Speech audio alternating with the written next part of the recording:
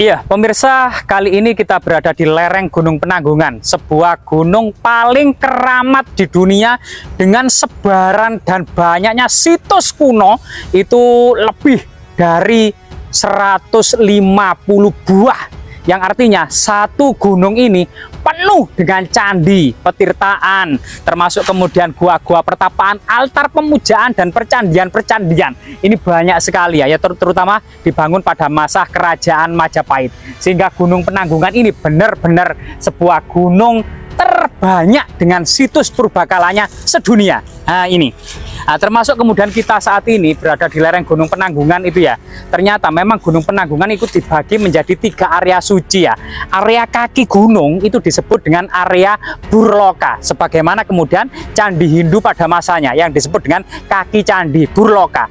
Area tengah gitu ya. Jadi kemudian dari area petirtaan kita bisa berjalan mendaki Gunung Penanggungan ini sekitar 2 jam, kemudian kita sampai di area tengah dengan vegetasi ya, Kali Andra dan semak-semak belukar, sudah tidak ada pepohonan lagi. Itu kita akan mendapati banyak sekali struktur punden berundak, percandian, gua pertapaan, altar pemujaan gitu ya. Itu banyak sekali di area tengah yang dikenal dengan Buarloka ya. Di situ diduga area pertapaan, persajian, termasuk kemudian Mandalaka Dewa Guruan dan kemudian persajian ya, akan bisa terlihat sekali.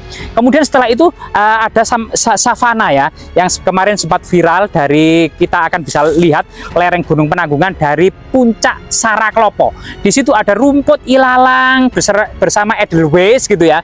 Itu area tengah, tidak ada candi lagi. Sekitar perjalanan 1,5 jam sampai kemudian area gundul. Sejak zaman kuno purba, zaman prasejarah, zaman kuno maupun hingga saat ini, puncak Gunung Penanggungan itu selalu gundul, batu cadas atau vulkanik purba yang membeku ya, yang tidak ditumbuhi oleh kemudian pepohonan dan semak belukar, gundul. Padahal Gunung Kelut yang beberapa tahun kemarin itu meletus gitu ya, berbentuk kemudian gundul, tapi saat ini sudah rimbun dengan pepohonan. Sedangkan Gunung Penanggungan dari masa purba hingga saat ini masih gundul, yang dikenal dengan area Suarloka. Nah, disinilah kemudian dahulu diduga tempat puncak dari pertapaan, yaitu para pertapa yang ketika ajalnya hendak tiba itu mengitari, ada jalan melingkar yang sempat kemudian Pak Hadi Sidomulyo yang dari Ubaya itu mengidentifikasi sebagai kereta Raja Majapahit menuju puncak Penanggungan, yang sebenarnya pada literatur kuno semacam penelitian Bapak Agus Arismunandar dari Universitas Indonesia ternyata adalah pejalan Pradaksina Patah, sebagaimana kemudian ritual mengitari atau memutari percandian sampai kemudian muksa ya, itu mengitari puncak Gunung Penanggungan sampai kemudian muksa. Ada yang muksa di jalan, ada kemudian duduk-duduk lama di puncak Gunung Penanggungan kemudian muksa beberapa hari, dan ada sampai berbulan-bulan kemudian baru muksa. Dan di situ kemudian kondisi-kondisi pertapa dalam kajian-kajian arkeologi maupun sejarah pada masa lalu. Dan di area ini, di kebun-kebun ini ya, ini kita mencoba kemudian mengkaji sebagaimana kemudian jika memang menurut berita tradisi, termasuk kemudian literatur kuno, bahwasanya kaki Gunung Penanggungan ini merupakan pusat petirtaan, sebagaimana kemudian di lereng timur ada petirtaan Sumber Tetek ya, kemudian di Desa Bele ini ada petirtaan Jibru, yang kemudian ada banyak yang struktur batu bata kuno. Kemudian di Tamiajeng ada petirtaan Beji, di kemudian Siman ada kemudian ini jejak petirtaan juga. Kemudian di mana Jaten itu juga ada jejak petirtaan, di Kedungudi, di Sendang gitu ya, ada jejak-jejak petirtaan. Diduga kemudian di Seloliman juga ada petirtaan terbesar, yaitu petirtaan Jolotundo, yang artinya diduga sekeliling dari kaki Gunung Penanggungan ini merupakan petirtaan yang dipercaya pada masa lalu orang-orang mau berziarah ke puncak Gunung Penanggungan, atau kemudian para pertapa muda, para bangsawan muda, para raja muda ketika hendak mengunjungi area Buarloka ke area tengah mengunjungi para maharesi untuk menggali informasi tentang dharma gitu ya, berguru, itu kemudian mandi suci terlebih dahulu di kaki Gunung Penanggungan. Sehingga kemungkinan banyak sekali kemudian di desa-desa sekitar kaki Gunung Penanggungan ini banyak petirtaan yang terbengkelai atau baru ditemukan atau bahkan masih terpendam ke dalam tanah. Coba di bawah pohon raksasa ini ya, ini ada kain putih yang diikatkan. Kemungkinan ini di bawahnya ada sesuatu yang menarik yang kita kaji. Nah ya, coba kita berjalan ya. Nah, di sini ada jejak batu-batu alam yang aneh gitu ya. Semacam kayak batu-batu unfinished gitu ya. Nah, ini dicengkeram pohon jati yang roboh. Ini juga diduga ada semacam fragmen, ini juga ada fragmen semacam balok batu candi atau fragmen arca unfinished ya. Di sana juga kemudian ada. Coba kita lihat struktur yang ada di depan itu, struktur batu alam ya, struktur batu alam yang ada di depan.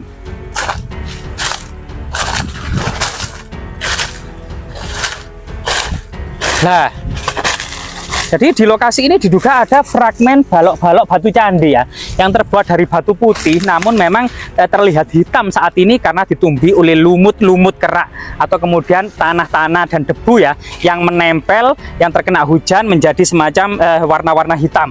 Ya, diduga ini ada struktur batu alam. Kemungkinan kita akan menemukan fragmen-fragmen arca yang lainnya ya. Nah ini juga ada semacam struktur batu alam ya. Nah ini. Nah ini ada struktur batu alam. Jadi peradaban Gunung Penanggungan ya lebih dari 500 tahun sejak Rakai Mataram, yaitu Rakai Watukuro Dia Balitung menancapkan prasasti Tulangan tahun 910, kemudian Bu Sendok menancapkan prasasti Cunggrang tahun 929 yang berdekatan prasasti, kemudian Petirtaan Jolodundo dibangun pada tahun 977. Ini artinya abad ke-10 ya, tahun 900-an abad ke-10. Kemudian selang beberapa tahun terlihat tidak ada pembangunan, terutama pada masa Kadiri dan Singosari. Kemudian pada masa Majapahit dibangun secara besar-besaran. Bahkan diduga memang ada pejalan atau jalur pejalan kaki ya dari kemudian Gunung Penanggungan menuju ibu kota Majapahit yang ada di Trowulan. Hanya sekitar 9 km saja ya menuju Gunung Penanggungan sampai ibu kota Majapahit yang ada di Trowulan, yang dikenal dengan pada masa kuno Tirta Yatra, jalur pejalan suci membawa air amerta, air keabadian, atau kemudian yang dikenal dengan Dharma Yatra, yaitu para pejalan suci ya dalam kemudian mengemban dharma. Nah ini sesuatu yang sangat luar biasa sekali.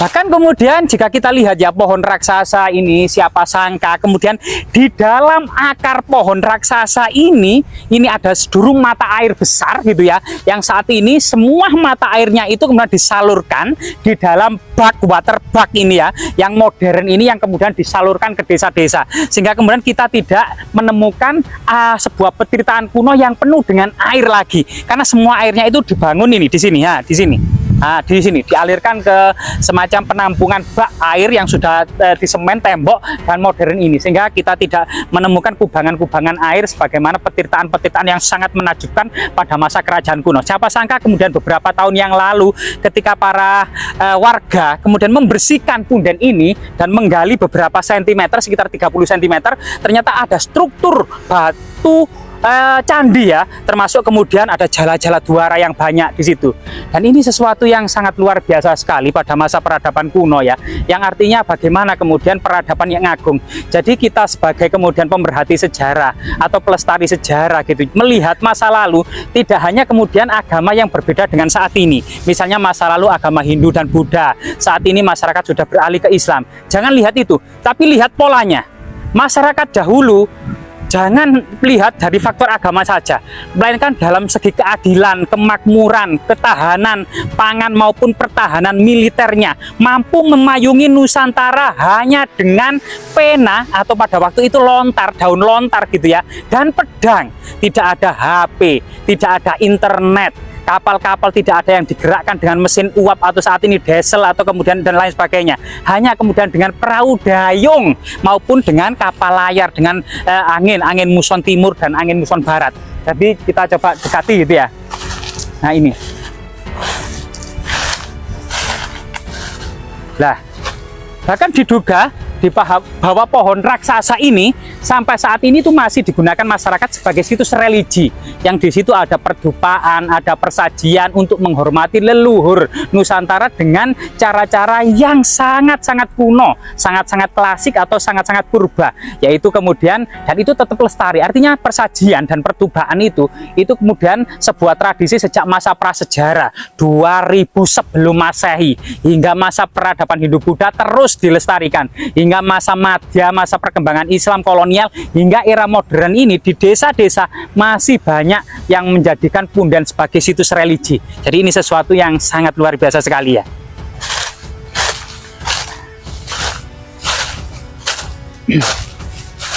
Jadi rahayu, rahayu, rahayu. Jadi di sini ada pohon beringin dan pohon bunut raksasa gitu ya, yang ada lubang-lubang, diduga ini ada tempat duduk pertapa atau kemudian orang-orang yang melakukan religi gitu ya, aktivitas religi atau spiritual dalam kemudian menghormati para leluhur dan lain sebagainya dengan caranya masing-masing ya. Coba kita lebih mendekat. Lah, di sini teman-teman. Lah. Jadi teman-teman akan bisa melihat dari sini gitu ya.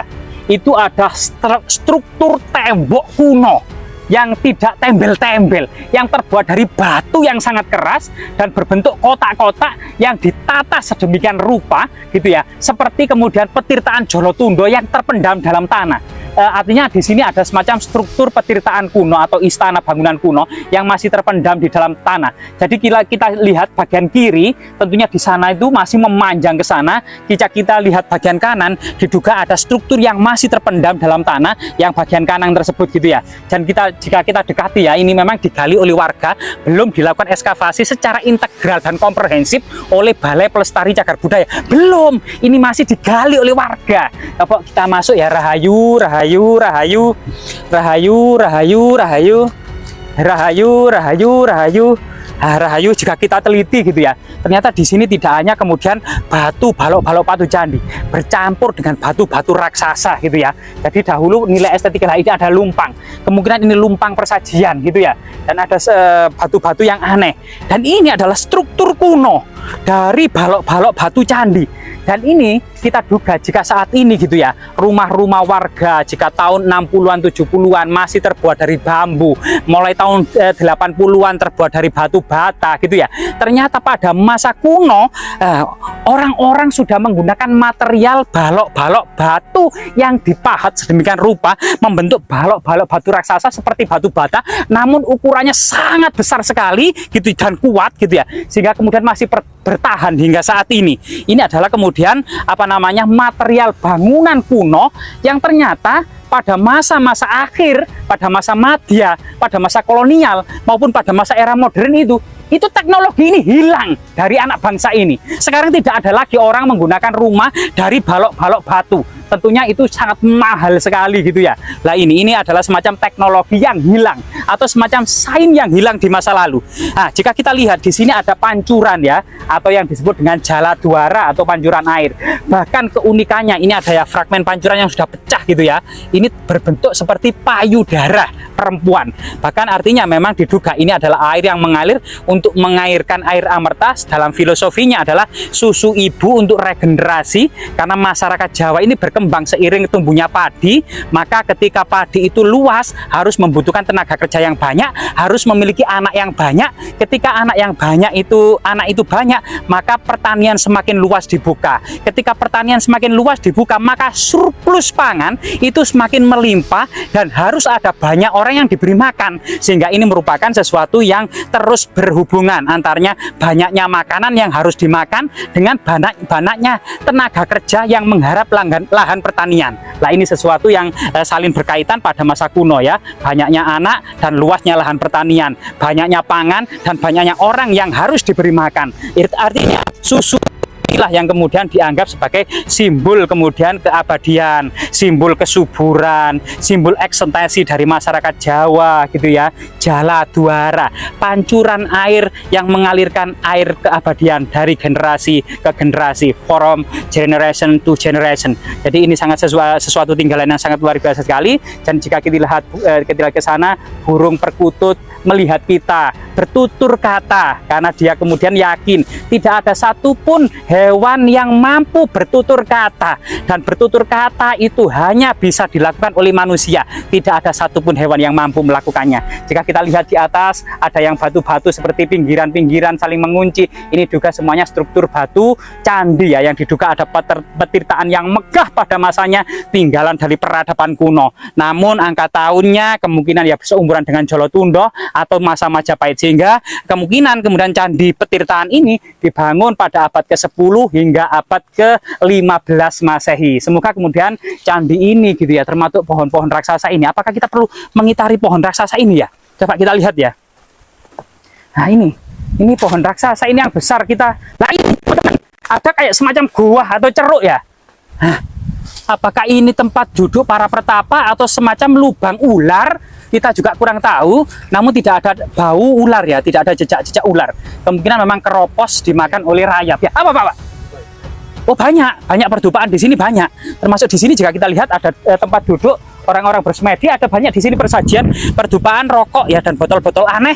Ini banyak lah, ini jejak perdupaan. Kalau di sini wangi baunya, artinya ini masih digunakan sebagai situs religi, karena perdupaan di sini masih baru. Lah ini ditempel-tempelkan di pohon, ini banyak perdupaan 1, 2, 3, 4 ya di sini. Dan kita juga waspada karena memang kadang akar-akar pohon ini masih menyimpan apa namanya hewan-hewan seperti ular ya. Nah, ini jika kita keliling di sini, coba kita lihat terakhir ya. Nah, di sini juga ada lubang yang kemungkinan tembus di sana. Ini juga penuh dengan persajian dan perdupaan yang ada di sana. Nah, ini ya. Dan ini masih diikat dengan kain putih, bendera merah putih sebagai kemudian tinggalan situs leluhur yang kemungkinan memang pohon raksasa ini tidak boleh dipotong sebagai aset sejarah budaya, termasuk kemudian keasrian sebuah lingkungan desa ya, dengan kemudian menghasilkan oksigen murni. Lah ini ada batu-batu yang batu aneh ya, balok-balok batu candi, kemudian pengunci candi ya, antefik yang ada di sini, dan batu-batu alam yang luar biasa. Kemungkinan memang ini adalah sengaja gitu ya. Ini batu dolmen, atau batu dolmen itu adalah semacam meja batu karena bentuknya itu luar biasa ya. Jadi bulat, ada semacam kotak bagian bawah ini, yang diduga ini dahulunya juga berfungsi sebagai persajian.